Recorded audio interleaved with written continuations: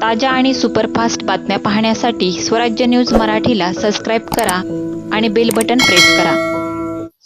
उसन्या पैशासाठी पत्नीला दुसऱ्यासोबत संबंध ठेवण्यास सांगणाऱ्या पतीला व अत्याचार करणाऱ्या आरोपीवर गुन्हा दाखल झाला आहे. याबाबत पीडितेने जोडबावी पेठ पोलीस ठाण्यात फिर्याद दिली आहे.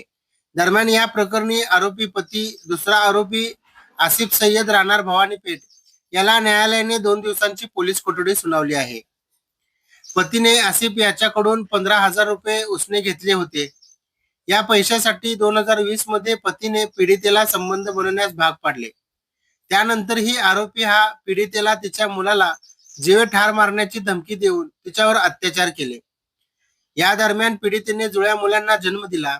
त्यानंतरही आरोपीने अत्याचार केला अशी फिर्याद पीडितेने दिली आहे.